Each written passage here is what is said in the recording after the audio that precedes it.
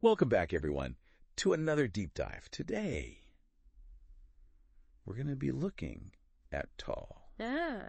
The rectus abdominis muscle. I think everyone knows what that is. It's your abs. Yeah. It's going to be really fun to take a deep dive into the function of this muscle. I know when I was reading through the source material, I was struck by how much it focuses on the anatomy. It just jumps right in to the function. Yeah, it really just jumps right in. It's like, okay, here's what it does. Right.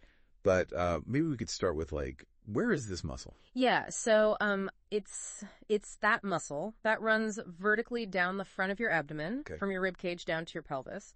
And it's actually a pair of muscles. Right. So there's one on each side. Okay. And they're separated by that linea alba, which is that tendinous line that runs right down the middle. Yeah. And that's what gives you that six-pack look. I see, okay. When it's well-defined. Yeah, so the source material jumps right in. Yeah. Like you said, Yeah. to function. So what does this muscle do? Well, the primary function is trunk flexion. So basically bending you forward at the waist. So think of things like bending over to pick something up. Or, obviously, if you're doing crunches at the gym, that's your rectus abdominis working. Hard. Okay, so I'm always told, like, engage your core. Yes. When I'm doing exercises. Mm-hmm. Is that always the rectus abdominis? Well, that's a great question. And it kind of reflects, I think, a common misconception that people have.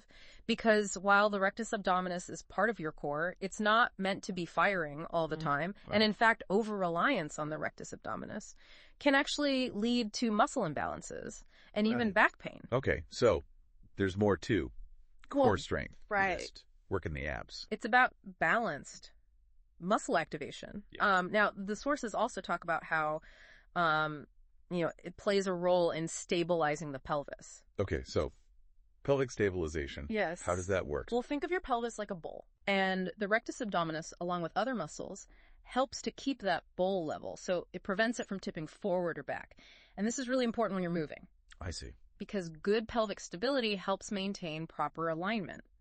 And it takes pressure off your lower back. So it's not just about aesthetics then? No. Like it's not just about having a visible six-pack. Exactly. Okay, good. My gym membership feels a little less intimidating now. Right. There's so much more to it. And the source material also touches on how it plays a role in breathing. Okay. Particularly forced exhalation. So like when you cough. Oh, yeah. Or you laugh really hard, you'll feel your abs engage. When I laugh hard, I do feel it, yeah.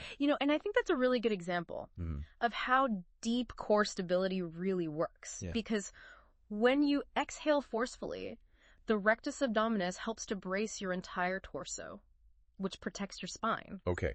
So how does all this change how we should think about working our core? Well, I think it highlights the importance of a holistic approach. So yes, exercises like crunches can strengthen the rectus abdominis, but you also want to focus on exercises that promote overall core stability and proper breathing mechanics. So things like Pilates, yoga, functional training. Right. These are all good things. Absolutely. This has been a really interesting deep dive. I think we so often focus on, the aesthetic components of fitness. But I think understanding the function of the muscles is really important. It really gives you a whole new perspective. Yeah, and it really, I think, underscores how interconnected our bodies are. Absolutely, yeah. How all these different muscles are working together for our well-being. Exactly. So for all our listeners out there, as you go about your day, maybe think about the rectus abdominis. And, it does so much more than just look good. Yeah. So how might that change your approach to a core workout or even understanding back pain? That's a great question to consider. Yeah.